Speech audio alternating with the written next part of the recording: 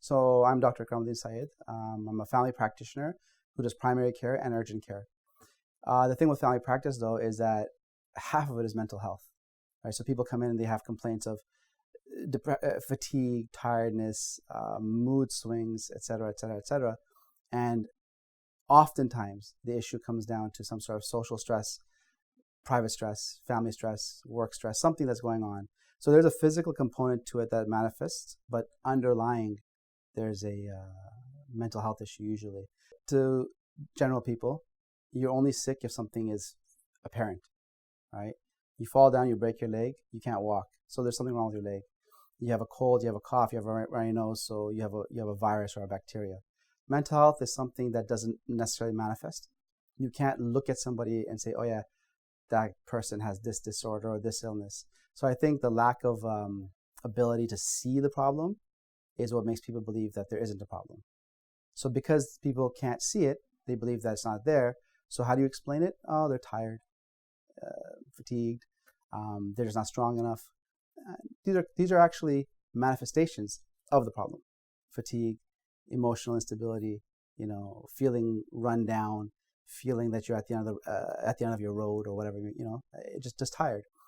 So that's why I think in our community is very people need to see something to actually believe it, which is interesting though, because our whole faith, our whole yaqeen is based on the unseen, right? But mental health, I think we're really far behind in terms of educating people to understand that this is a real problem and people do really need help. And there's also a stigma, right? So the first stigma is, Islamically, we believe that everything comes from Allah subhanahu wa ta'ala, that everything exists because it's supposed to be that way. So how can you be sad or depressed, or how can you be mentally unwell when you know that Allah is in control of everything? So when people look at it that way, they don't want to acknowledge mental health, because how could that possibly exist? That's the issue, right? That if you know everything comes from Allah, then why are you going to be sick?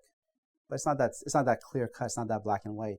And there's chemical basis to it too. There's a chemical imbalance sometimes. There's triggers. So people just don't see the problem, and because they don't see it, it doesn't exist. We know that both mental health issues and black magic or possession or people putting amulets on people, these are both real issues, and we know these exist. Our tradition teaches us this. So it becomes very complicated to dissect.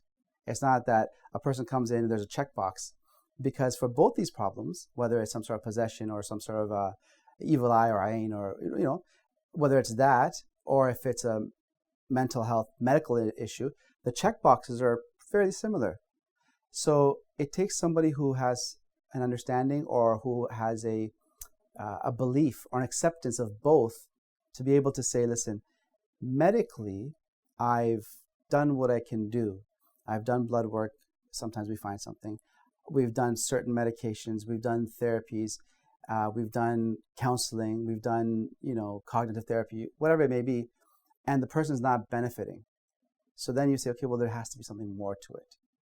In a purely medical world where someone doesn't have belief in the metaphysical, the other things that we're discussing, for that person, you just add more medicine. You add more drugs.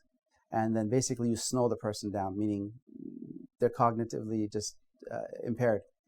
And then they feel better. But that's not the root. When, as a physician, for me at least, when I say that in the medical world, I've done X, Y, Z, and the person's not benefiting, then there has to be something more to it, right?